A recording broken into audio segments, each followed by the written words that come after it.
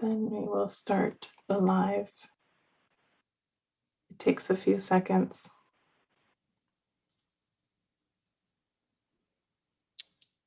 Okay, great. Good afternoon, everyone, and thank you for joining us for this session, Building Resilience in the Lake Superior Basin Using Green Infrastructure and Natural Management to Reduce Flood Impacts. I'd first like to thank the sponsors for today's events, the Superior Rivers Watershed Association and the Lake Superior Collaborative. We have a really great panel of speakers lined up for today, but before we jump into their presentations, I just want to set the stage a little bit. So over the last decade, like other parts of the state, the Lake Superior region of Wisconsin has experienced several major flooding events that caused millions of dollars in damages, including 500-year flood events in 2014 and 2018. According to the Wisconsin Initiative on Climate Change Impacts, these events highlight historical trends of increasing precipitation based on data from 1950 to 2018, with the most significant increases coming in the fall and winter months. Future projections also suggest that Wisconsin is going to continue to get wetter through mid-century year-round.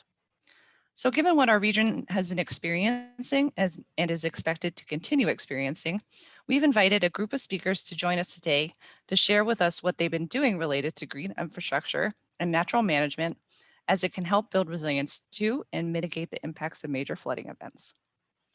Green infrastructure, as defined by the US EPA, is the range of measures that use plant or soil systems, permeable pavement, or other permeable surfaces or substrates, stormwater harvest and reuse, or landscaping to store, infiltrate, or evapotranspirate stormwater and reduce floods to sewer systems or to surface waters. Natural management encompasses efforts to reduce flood and coastal erosion risk through the implementation of measures that can help protect, restore, and emulate the natural functions of catchments, floodplains, rivers, and the coast. And we're going to hear some great examples of both of these approaches to flood management from our group of speakers today. So with that, I'm going to introduce our first speaker, Tanya Kittelson, who is the Stormwater and Administrative Manager for the City of Superior. Tanya will share with us what the city is doing to provide some urban context. As Tanya is presenting, please remember to type your questions into the Q&A section and upvote questions that you'd like to answer at the end. And we will be taking questions at the end. So let me just pull up slides and then we'll go ahead and get started.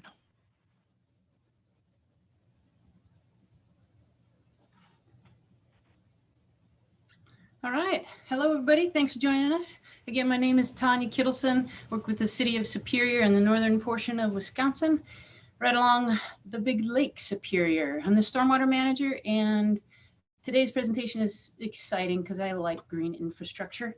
I want to give a special thank you and shout out to Megan Hoegfeld, one of our water resource specialists, for helping me put together this presentation. Next slide. This is a quick blip that I'm going to show you that has some flooding impacts in the area. And that's all you're going to get of that one. Green infrastructure helps mitigate climate change impacts and flooding. You can skip that one, Natalie. All right. So Natalie gave some definitions of green infrastructure. And I would say to those that are new to the concept, there's tons of jargon, lots of different words and language used. Basins, ponds, wetlands, vegetated berms, vegetated swales, all kinds of things. There's dry ponds, wet ponds, retention basins, detention basins. It's all very confusing, but once you get into it, it's really cool. These are two examples of projects that we did at the City of Superior in the last decade, last 6 years. We had constructed wetland basins. You can see the one in construction phase that has engineered designs that direct channel flow, slow the flow so that sediments can filter out and settle to the bottom. By the time the water level gets high enough, and these are huge, they have huge capacity to store water during high runoff storm events. So to prevent flooding in streets and basements and prevent sewer overflows. So the capacity is big. The stormwater treatment takes effect in the basin, and then it gets to the foreground with the stone and the cement canister there that has that's the discharge pipe, and it goes, that clean effluent that has been treated in the wetland basin is discharged into a nearby river or a bay for Lake Superior. A couple of additional benefits. On the right-hand picture, you can see there's you see some tansy. We have some invasives in there, but you also, and thistle, but you also have some the native seeds were planted, and there's a park-like environment that adds to the social benefit for the city. It's a very urban setting, and this is a park-like creation. So it also has a ton of insects and pollinators and animals in it. Next slide. Here's an example of a shoreline stabilization project. On the left, you can see massive erosion, dead vegetation, steep banks up by the red van that's sitting on the road.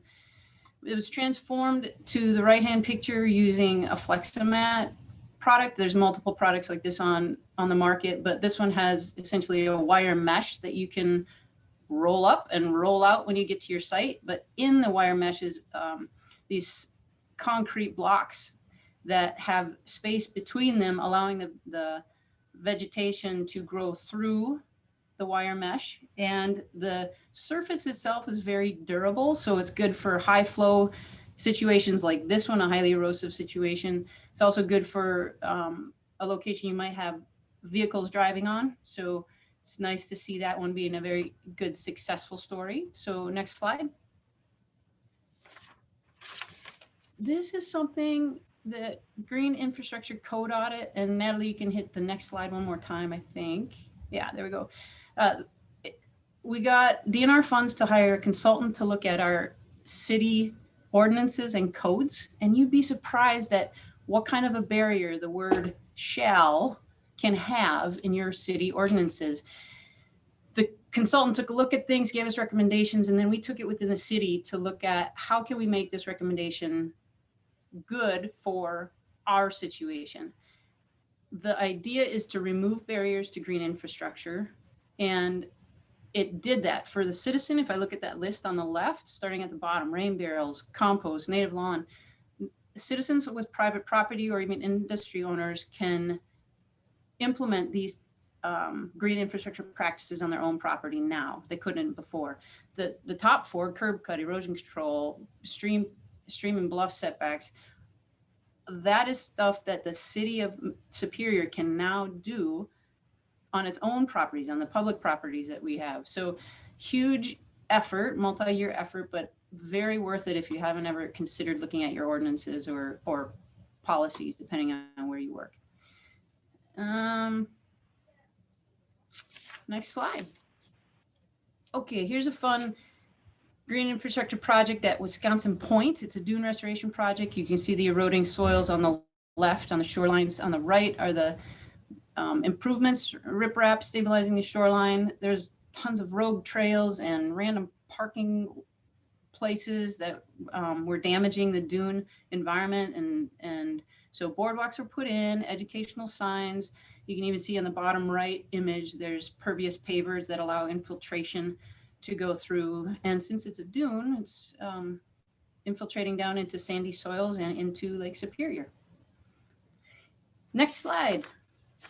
Another one we finished recently, which is the Barker's Island beach restoration. So on the left, you can see that there is encroaching vegetation, terrestrial invasive species were abundant, and there was an abundance of goose poop and duck poop. And so there were, on the right, the improvements made were the beach was more well-defined. There were bird deterrents placed that were not ugly. They were actually quite pleasing visually and effective to deterring geese. And there's also a beach groomer, picks up the goose poop. The boardwalks help protect the newly planted vegetation, native seeds and shrubs and trees. And there's stormwater features. I don't know if you can see it in the background. There's a restroom and the road is right there. There's a culvert that comes off the road from the stormwater or with the stormwater runoff, and that is treated as well before it reaches the swimming area. Next slide. This one's a quick one. This is all about trees. America in Bloom was a grant that helped fund a couple hundred trees that we planted on this recreational trail that borders the water, as well as the beach that we just talked about, and out at Wisconsin Point that I just mentioned previously. Next slide. Here's the couple of ongoing projects. I'm going to talk about the two on the left. The Barker's Island Improvement Project is all about stormwater improvements. So it's taking, in the center of that image, you can see a parking lot, and it was a 3-acre open tar pavement area. And now there's going to be stormwater biofiltration basins throughout the parking lot. There's a boat launch for small crafts that had a bunch of soil erosion going on. So we're putting in some geogrid cells to stabilize that soil. There's a porous asphalt recreational trail being put in, as well as about 9,000 square feet of native plantings. 150 trees are going to go in this whole area. And there's some old tennis courts, about 3 tennis courts that are no longer used very much, and they're kind of getting run down. So that impervious surface area is going to come out and be replaced with plantings and grass and a rain garden. In that same photo, if you look to the left upper right or upper left corner, that's just on the edge of the beach. And then to the bottom right is full of boats for our marina. So the next project in the center, low center, is the Green Marina project. And this picture doesn't do it justice, but there's a boat wash collection system now where it catches the wash water that has chips of paint and oil and chemicals and gas. So that collected water will now be put directed towards our wastewater treatment plant to get cleaned, so that that boat wash water is not running right into the bay. That's a huge one. There's also a parking lot there where now there's a 2-tiered constructed wetland basin site to treat the water before it goes into the bay. Next slide. Okay, this one, I'm just going to do a time check here. All right, 1 minute. All right, perfect. So these are projects.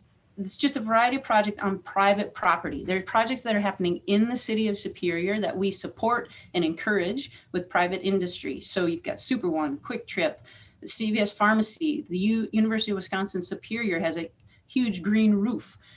We really, really encourage different entities to be incorporating green infrastructure into their designs, whether they're redeveloping an old site or the new development within the city. So that's great. And next slide.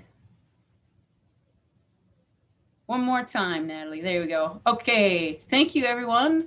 I'm looking forward to hearing more green infrastructure stories. And if you have any questions, give a shout out later on. Great. Thank you so much, Tanya. Yeah. So our next 2 speakers are going to talk about natural flood management from more of a rural context. So we have Matt Hudson, who's the Associate Director of the Mary Griggs Burke Center for Freshwater Innovation at Northland College, and Kyle McGarrah, who's the Local Government Outreach Specialist with the Wisconsin Wetlands Association. And Matt, I'll turn it over to you. Great, thanks a lot, Natalie. So yeah, I'm going to talk about this longer term project that we've been implementing in the Schwamigan Bay region of Lake Superior. And we've been using natural infrastructure approaches to try to reduce sedimentation rates in this region. Next slide. So for those unfamiliar, we're located at the tip of Wisconsin here in the Schwamigan Bay region. You can see the Apostle Islands there in the pullout figure. And the intent for this slide is just to give you a flavor of the superficial geology of this region, which is really unique in that the salmon color indicates clay deposits, which are the bottom of former glacial Lake Duluth. And then the yellow and orange colors indicate sand or sand and gravel deposits. And the boundary between the clay and the sandy deposits is the old shoreline of glacial Lake Duluth.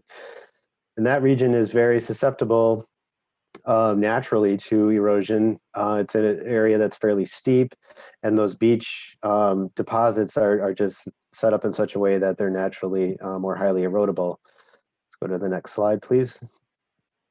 So Dr. Faith Fitzpatrick from the U.S. Geological Survey, her PhD research in Fish Creek she was asking the question is, where does the sediment come from? Because this part of Lake Superior, when we rain events, we see lots of sediment getting into the lake. So it turns out that the large scale land cover change, the cutover that happened around the turn of the 20th century removed that sponge, the vegetative sponge that would help soak up water. And as a result, if you see in the middle hydrograph there, the rates of stream flow increased roughly threefold following the cutover. So surface runoff rates increased dramatically. That increased the ability of streams or the power in the stream to erode. If you look on the far right as a graph of sediment load. And so following the cutover in a period of intensive agriculture that followed it, the sedimentation or the sediment loads increased 4 to 5 fold from what they were like pre-settlement. And so today, with the red and the black in both the bar graph and the hydrograph there, you can see we're still about double the peak flow and double the sedimentation rates that we were pre-cutover. And so Faith showed us that the majority of the sediment that's coming down this system in Fish Creek, getting into Schwamminga Bay, about 2/3 of it's coming from in the lower left. You see the large eroding bluff. So there's 15 to 20 of these sites in Fish Creek that are contributing the majority of the sediment to the system.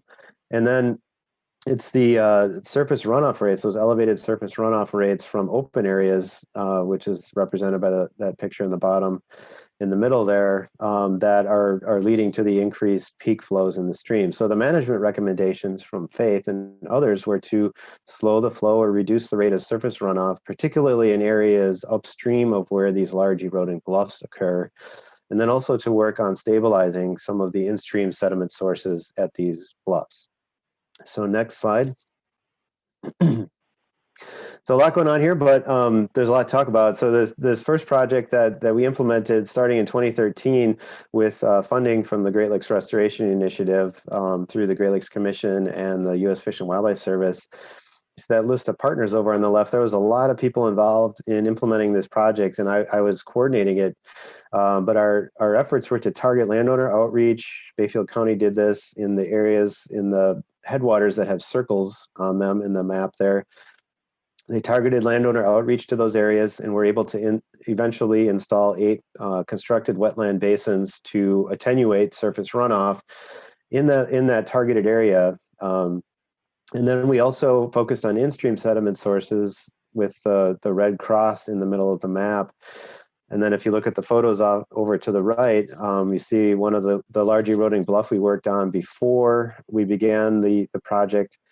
And then during, you see the excavator in the stream. And then after, what we did is implemented a large log crib wall, or essentially an engineered log jam. So using natural wood materials, trying to mimic how the stream with old growth timber falling into it may have naturally stabilized some of these eroding sites. So the idea is to keep the river from migrating over into this bluff and continually eroding away at it. So we stabilize the toe, and that allows the upper part of the bluff to fall back to a more stable angle on its own and revegetate. So these sites are in very remote areas, so it's difficult to get to with heavy machinery, but we were able to do it. Next slide.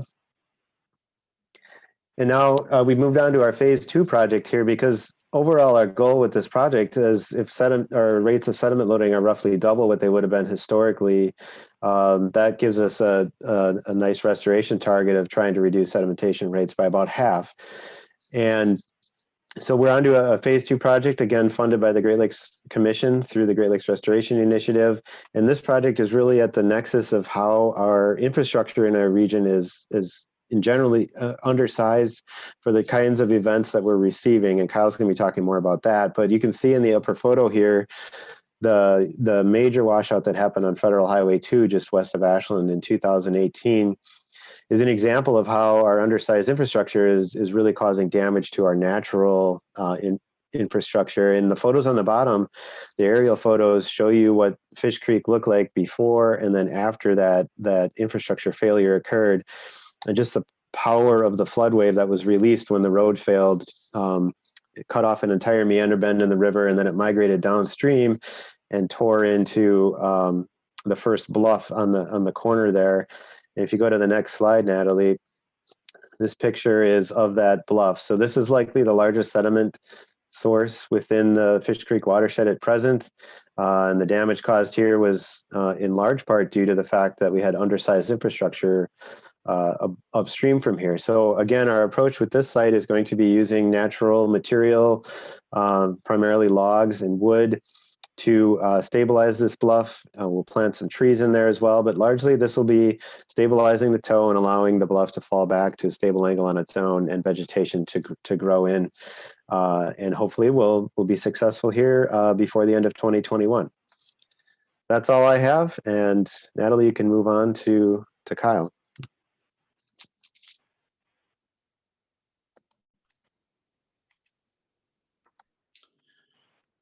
All right, thanks, Matt.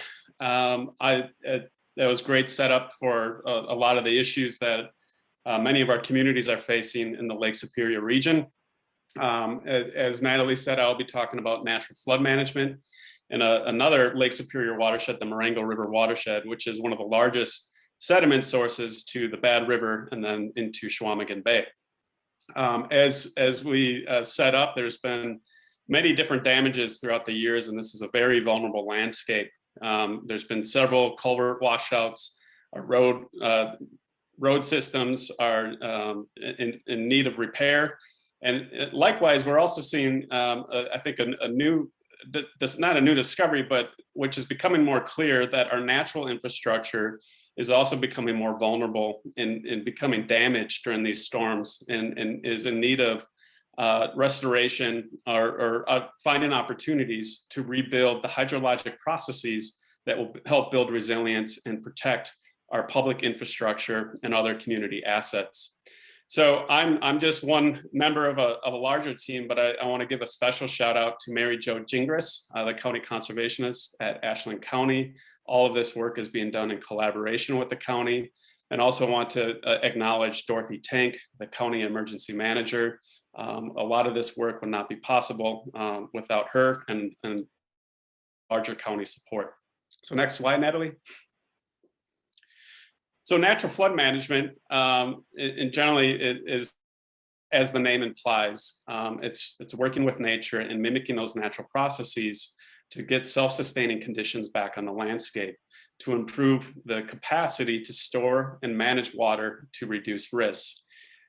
This effort is really focused on mitigating the erosive energy of runoff, so not solely focusing on storage or individual stream or floodplain wetland functions, but looking at how we can take a more systems perspective and identify opportunities to reconnect our hydrologic system. So reconnecting floodplains and making sure that we have headwaters that are functional and able to slow the flow.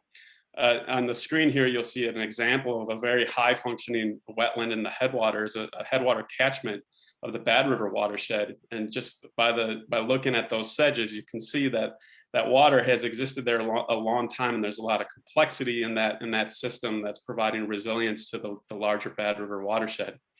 All of this work is being done through the slow the flow strategy that has been a long-standing strategy within the Lake Superior Basin. But finding ways to understand the historical context and how do you bring those back, or some semblance of those historic conditions based on the modern conditions or constraints. So this is work that's just getting going, but I'll give you a little teaser for what's coming and what's on the horizon.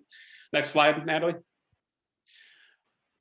Really the origins of this unique collaboration with Ashland County was born out of looking at with the 2016 storm in particular, which was catastrophic, was looking at different funding sources, especially through the Federal Emergency Management Agency, and seeing that they were really starting to emphasize or looking for nature-based solutions in addition to all the structural mitigation practices. And through their funding programs, including through the pre-disaster mitigation program, there's a new advanced assistance category. I believe that's now referred to capacity building, but they're providing support for communities to engage in planning efforts to identify where their vulnerabilities are and to come up to define the problem, and come up with the various mitigation measures that are appropriate for that landscape and community. In the Marengo River watershed, you'll see these are all areas that have been repeatedly damaged in multiple years by different storms.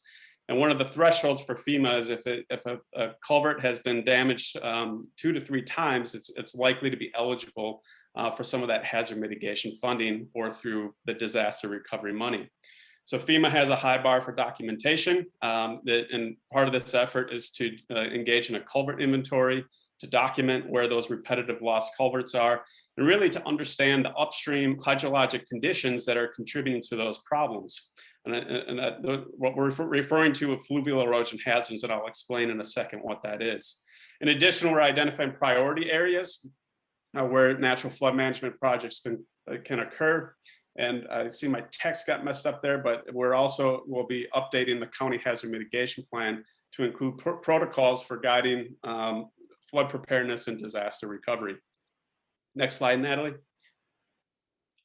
Fluvial erosion hazards, in the simplest sense, are degraded hydrologic conditions, or the erosional features that are causing our streams to be disconnected from their floodplains and the upper watershed wetlands that are critical for providing storage and slowing the flow. So that we'll be developing assessment methods to identify gullies and ravines, channel incision, head cutting, and even looking at ditches and their effects on the condition of our natural infrastructure. Through the FEMA funded risk assessment, we'll be ranking the severity of those features and generating benefit cost data that can be used to prioritize future opportunities. Next slide. I know I'm running a little short on time here, but lastly, I just wanted to show that through the state legislature, through 2019 Act 157, provided funding to Ashland County to create a series of demonstration projects. We're early on in the planning, but through that work, we're trying to showcase multiple techniques that can be implemented at a catchment scale to solve our flooding issues and build that resiliency. So you see a combination of different practices, looking at ways to protect it and revitalize a farm, protect that culvert, and really reduce some of the sediment loads. Next slide. And with that, I want to thank you for your time, and we can turn it over. There's also a link that you'll find at the bottom if you want more information. And also just a fun quarantine project was with a friend, was the artwork you see on the screen. Shelby Kissling is responsible for that. So thank you. Great. Thank you, Kyle and Matt, for your presentations. So our last 2 speakers are joining us from the Red Cliff Band of Lake Superior, Chippewa, and they are Linda Wynn, who is the environmental director for the band, and Allie Rakowski, who is the water resources program manager for the band. As a reminder, please remember to type your questions that you have into the Q&A box and upvote any questions that you'd like to hear answered at the end. And with that, I'll turn it over to Linda and Allie. So bonjour, everyone. I'm Linda. Allie and I are going to be tag teaming this presentation that we'll be presenting on the green infrastructure projects implemented here at Red Cliff. For those that aren't familiar, this is not the Bahamas here pictured on our first slide. This is actually the trail end at our Frog Bay Tribal National Park. So this is looking over at the Apostle Islands. So hopefully when things become safer, folks will come visit us at the tippy top of the Bayfield Peninsula. Next.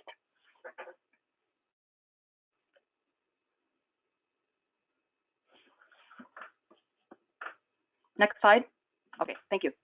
So to better understand the purpose of our project's, context is important. So as you can see, the reservation is noted in the red line, and we are basically the last line of defense before the water enters into Lake Superior. So just a quick rundown, we have approximately 800 delineated wetland acres. We have 47 stream miles and just a little bit over 22 lakeshore miles of Lake Superior. Next.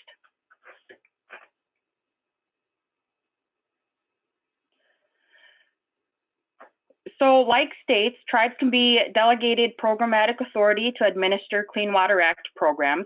Specifically in the late 90s, Red Cliff was delegated Clean Water Act 106, which is the Water Pollution Control Program, and in 2009, the 319 program, which is a non-point source. So in 2013, we received 319 competitive funds to conduct this project.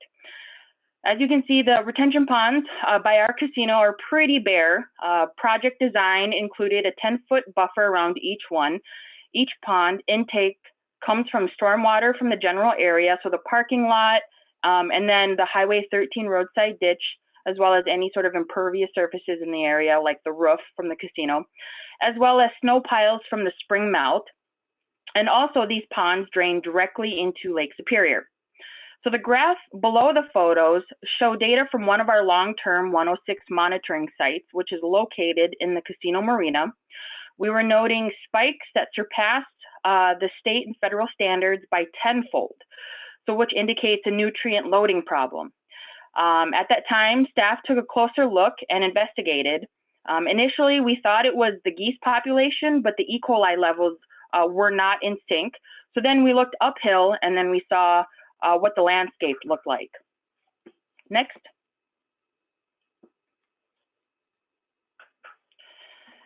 So the table to the left showcases a snippet of the numerous species of plants that we planted.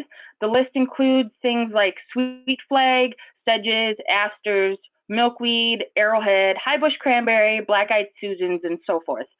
The plantings were organized in 6 concentric circles or rows, roughly about 1.5 feet in width apart, and obviously starting with wetland plants adjacent to the pond, and then incorporating woody and upland shrubs, forbs, and grasses in the outermost rows. So pond site 1 had approximately 28 square footage of area replanted. Pond site 2 had about 2,400 square footage area planted. So that totaled about 55 square feet planted. So we chose water absorbing wetland plants for the riparian buffer to reduce the rate of overland flow and to also increase the capacity for nutrient uptake. And as some of you are aware, these species are also self-propagating and are a permanent addition that spread and thrive easily. There was regular watering throughout the summer seasons of 2013 and 2014 to establish growth, and then minimum care thereafter. We also included the silt fencing to enclose the seedlings to ensure prevention of deer browsing, accidental lawn mowing, and slowing stormwater flow over the newly planted seedlings. The next table in the center of the slide depicts the cost per pond, if any of you are curious. So it was about $3,700 per pond, and that includes the plants, the signage, the mulch, and the fencing material. And you'll get to see the educational signage in the subsequent slides here. The map at the top of the slides are water monitoring sites during the project and post-project, and they were sampled on a monthly basis throughout the open water seasons. Our monitoring parameters included pH, temperature, DO, turbidity, nutrients, E. coli, lead, and chloride, since they're adjacent to parking lots. And then these results were compared to EPA and state standards for reporting purposes. And then lastly, here are some photos at the bottom of the slide from several of our volunteer events. Initially, we were going to hand dig holes and plant each plug, but we had to enlist the help of a tractor because the clay was just so hard to dig through. Next. So here's post-project data. Post-project reflected decreases in nutrient overloading, so it seemed that the project was pretty successful. As you can see from the photos, it's pretty green. The plants have taken off. One of our ponds, though, was definitely populated a lot by the cattails, and I suppose it's better than nothing at this time. So then the silt fencing was removed in 2015, and then boulders were implemented, though, to continue to help to protect the riparian buffer area.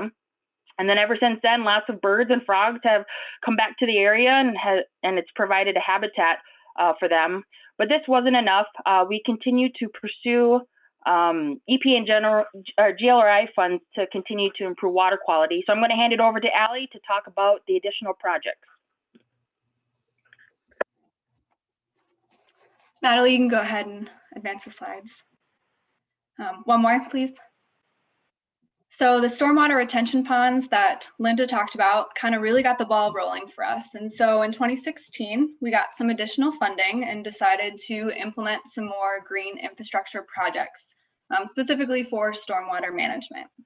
And so since the casino is one of our largest buildings on reservation and it's got a huge parking lot, it's got plenty of impervious surfaces. So we figured we'd continue some stormwater mitigation efforts, especially since the casino is right next to the lake. And so we planned on implementing several different types of projects to slow the flow.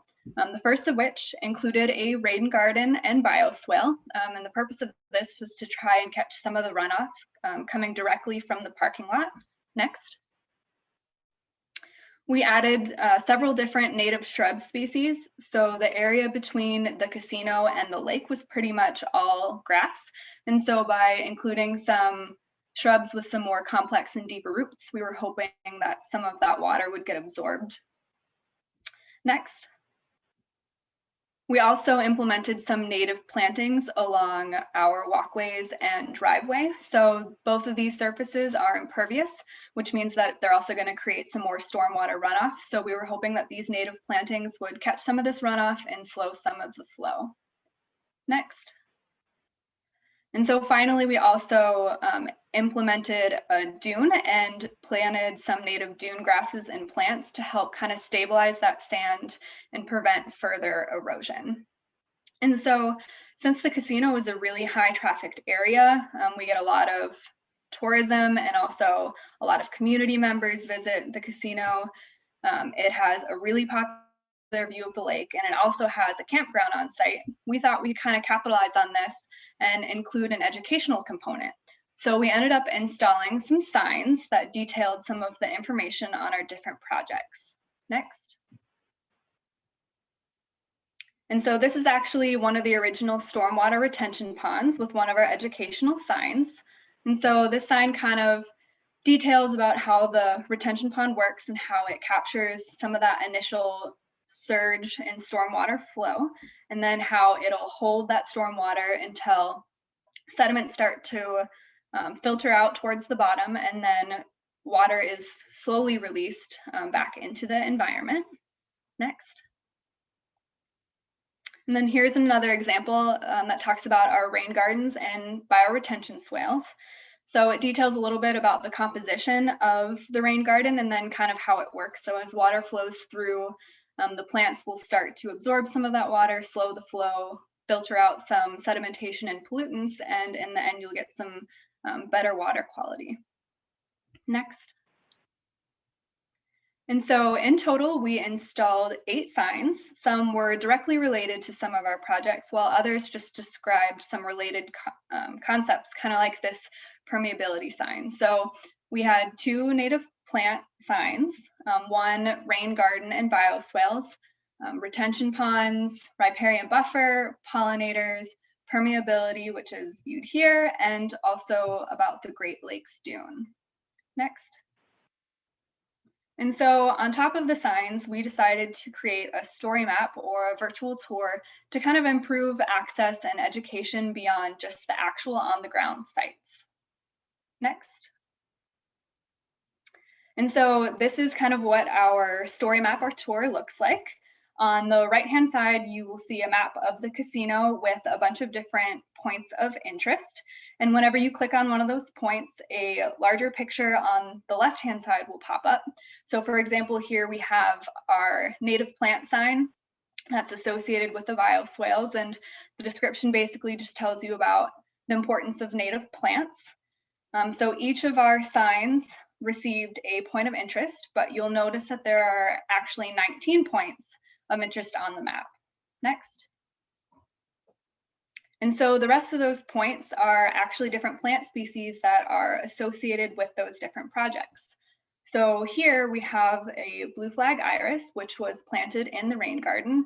And we also thought that this would be a great opportunity to include some language components. So each of the different plant species also has the Ojibwe name associated with it. Next. And so the purpose of this portion of the project was really to educate people about the different green infrastructure projects that we implemented, particularly related to stormwater. We hope that it gets people to reflect about the different methods that we used and figuring out maybe they can implement them on their own properties.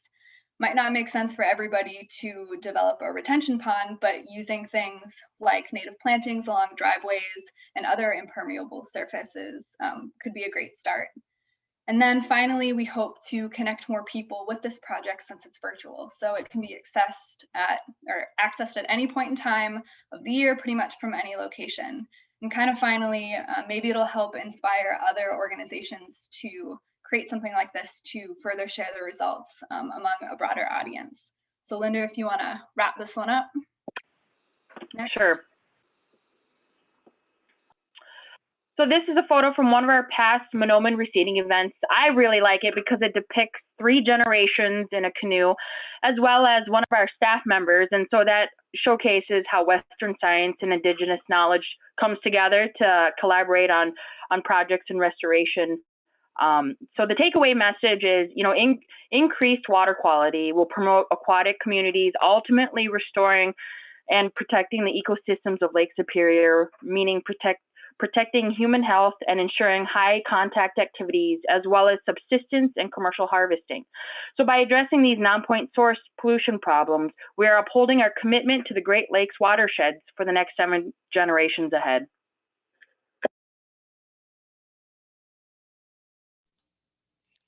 Great. Thank you so much, Allie and Linda. Okay, so I'm just going to stop sharing as we transition into our Q&A.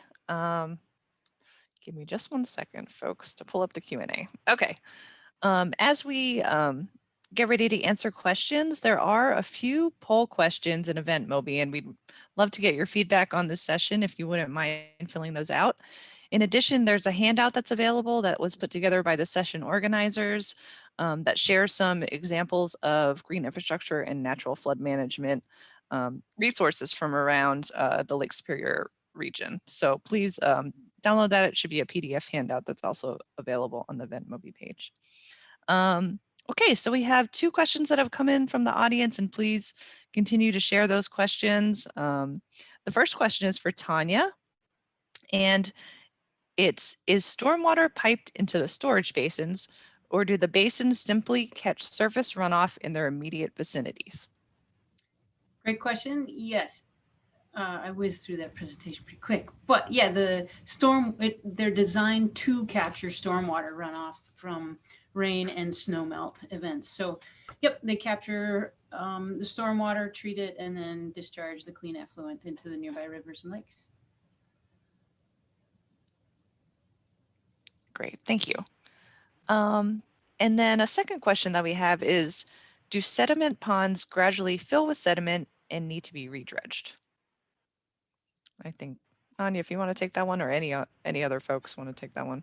Yeah, I can pop on. Yeah, over the course of time, they do fill with sediment, and depending on what type of basin design you're using, some of them do need to be dredged out, some of them don't. So the one that we're using, for example, in the Barker's Island Stormwater Improvement Project, it does need to be dredged out, depending on how quickly it fills. It could be 7 years before it needs to be dredged, or it could be 15 years. It just really depends on how much sediment goes in. But yeah, it's something we monitor and inspect and do need to take continual maintenance action on. Great, thanks. Okay, we have another one. How long will the bluff that Matt mentioned be under restoration? Maybe Matt or Kyle, do you want to take that one? Yeah. So the one that basically I guess the life of the project, the one that was installed, the engineers say we're basically trying to buy 15 or 20 years with those logs. The logs are eventually going to rot. The ones that are underneath the water are going to last a lot longer. So that log crib wall structure actually had 4 layers of crisscross logs in it, and as well as some rock and some slash material, and they were all cabled together.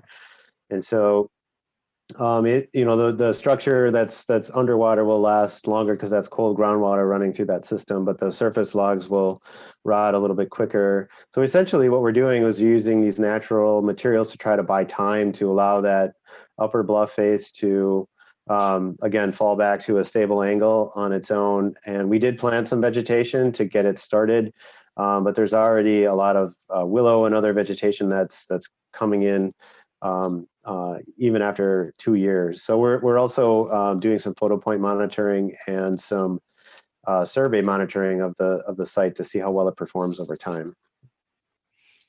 Great, thanks.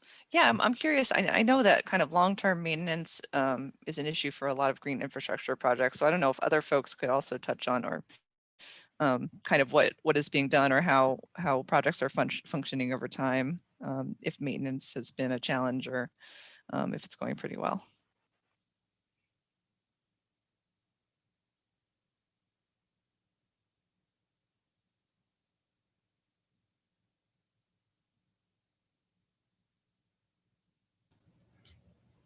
But I don't see anybody popping on, so I can comment. At the Sure. City of Superior, as I mentioned, we have all kinds of different green infrastructure systems, and some of the earlier versions are wet ponds and dry ponds. And our dry ponds, literally, we have 5 of them in the city, and they're able to have the storage capacity for lots of water, which is great.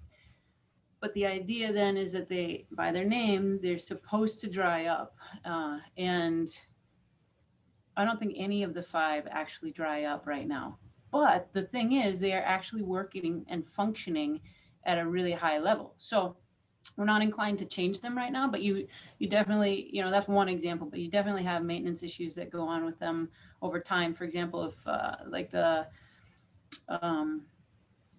concrete durable surface that you can lay down and have vegetation growing through that I showed. There are other products like that that are less durable and would require really good installation for them to work properly. So we've had at one of the wetland basins, the constructed wetland basins, we had a walkway that was also serving as a grassed driveway for maintenance to get down to the base of the wetland.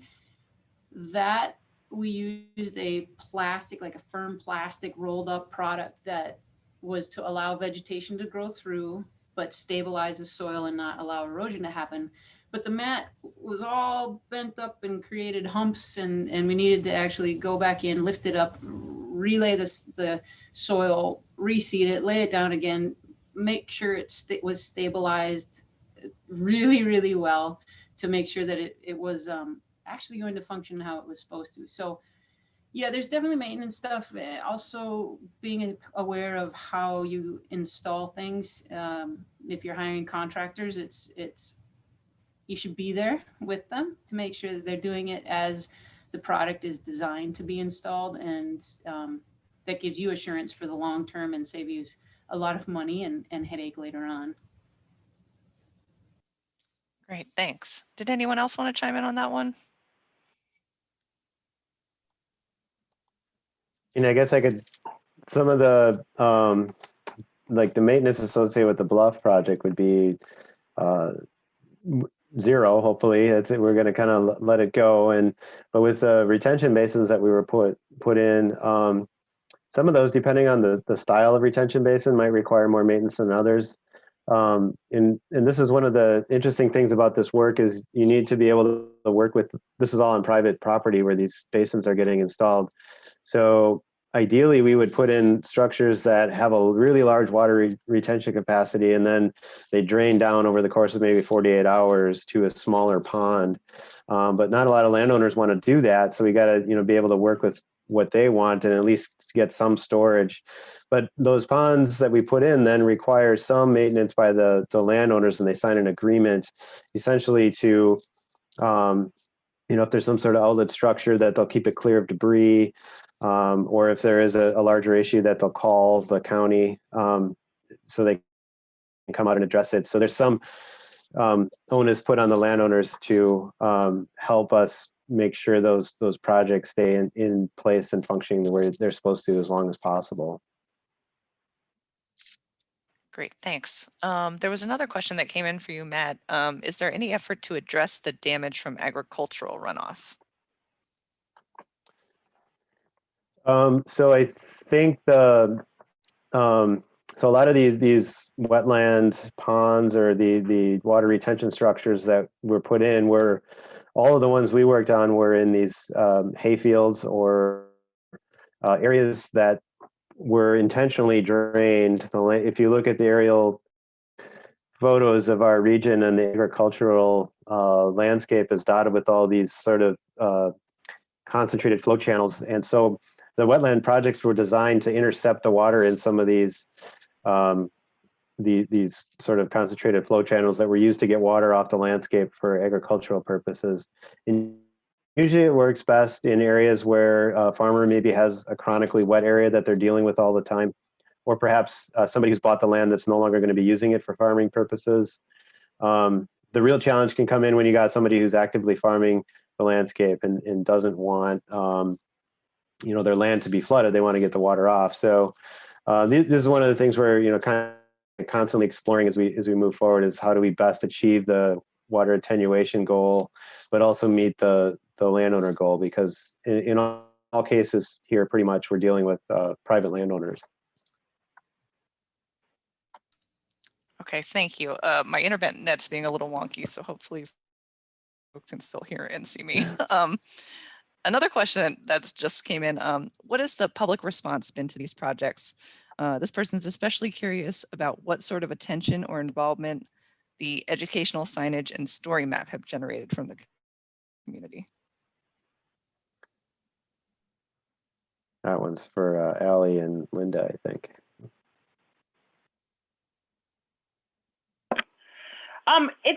They've generated a lot of great attention. I mean, even during the initial planning phases and implementation phases of the, say, for example, the retention pond project, we linked up with the Indigenous Arts and Science group, and we had other various volunteer events throughout the project to help us plant, and then we would educate. A lot of people prior to COVID spent, visit the casino in the area, and we'd see lots of people walking and actually stopping to read the signs. As far as our map and story map goes, I think we've done quite a few presentations about it, but I'm not sure how many hits we get on our website though.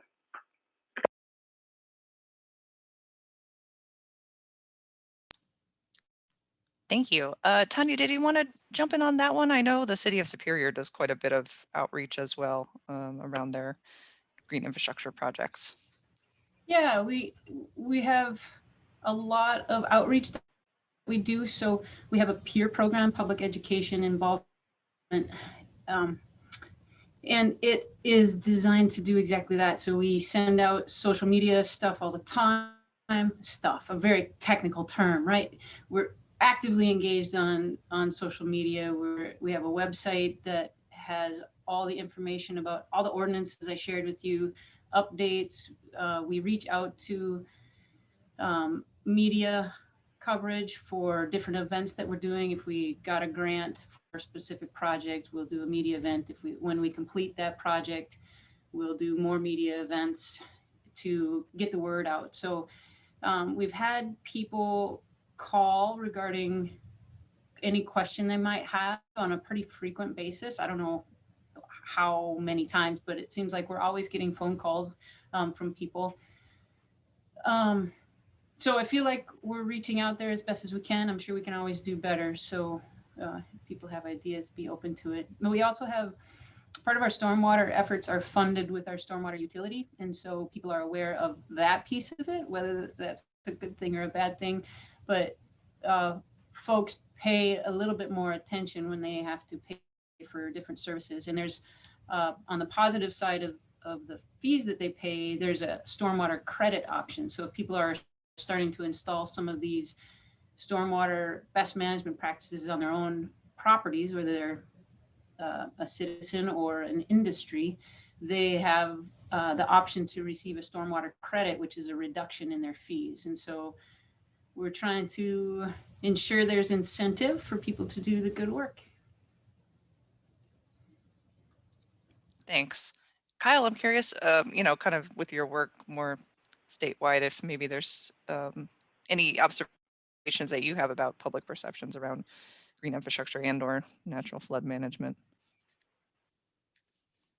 Yeah, thanks, Natalie. Yeah, definitely seen a change in attitudes. I think with the catastrophic storms that we've been seeing repeatedly, people are looking for alternatives or different creative solutions.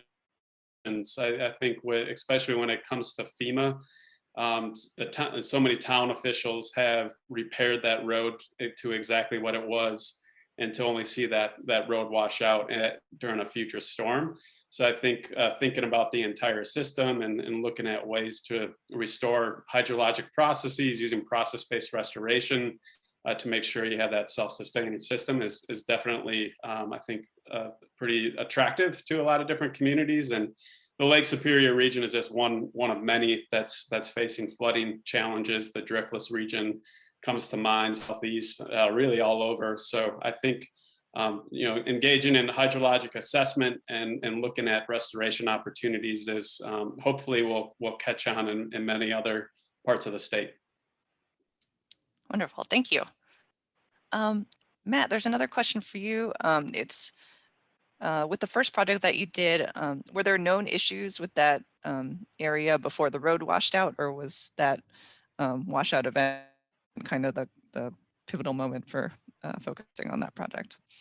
For the second one, or the second project we worked on, that one? Oh, yeah, Sorry. maybe it's the second project, sorry. Okay, well, the second one, that site we're working on was already a much smaller eroding bluff before the road washed out. And the engineers with the project have already done an estimate of how much that bluff retreated and how much sediment was liberated as part of that road failure. And I can't remember the numbers off the top of my head, but it was a massive amount of sediment just associated with that bluff going from a relatively small one to a much larger one. And because of the way and in fact, that bluff had been studied by Faith and other people previously, and there had been some previous more passive restoration techniques at that site that were intended to basically put some structures in the stream called veins to try to interrupt the power of the flow to help induce some natural stabilization at the site, and that didn't work that well at that site. And then it wouldn't have done anything with the road failure that occurred. So now, one of the reasons that we want to tackle the project now, not just because of how large the bluff is and how much sediment that can continue to be dumped into the stream as it erodes over time, is the fact that now there's a bridge at Highway 2 instead of that box culvert that was there before that was undersized. So now we have a more appropriately sized structure upstream of this site. So we feel better about a similar sort of dam break failure not happening again, or that being much less likely to occur.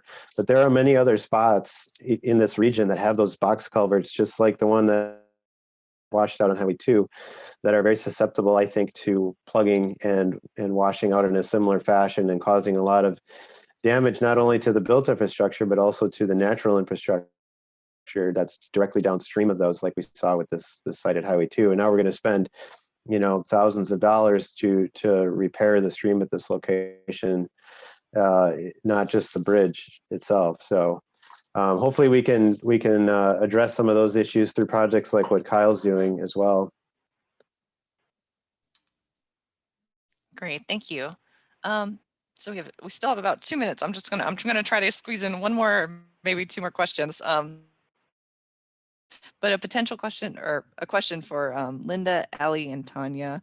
What are your communities planning next in terms of your green infrastructure and natural flood management projects? Hi, this is Linda. I'll take a first shot at this. So here at Red Cliff, we continue to gather data either through our water quality monitoring program or project-specific monitoring. So stormwater monitoring through our BIA contracts. So we use that data, and for example, our stormwater monitoring, we put in continuous water monitoring hobos where located by our culverts or bridges just to see what the water levels are like. We've been fortunate enough up here on the Bayfield Peninsula where the 2016 storms didn't impact us as much as more of Ashland and Bad River area. But that doesn't mean we should stop planning ahead. So we've been taking that data and also any sort of ground truthing. So looking at any sort of bare stream banks that need to be revegetated. And we work with our roads department and our emergency management staff so we can plan ahead for any sort of road infrastructure funds that may come down the line, and we can upgrade our systems.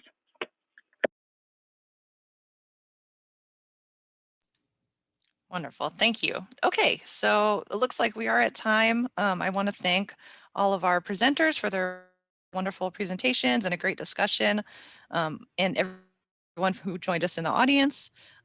Just so everyone knows, we're taking a short break until 2:30, but please join us again for the afternoon plenary.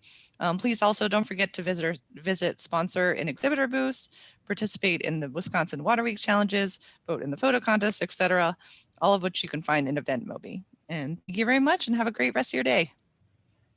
Thanks, everybody. Take care.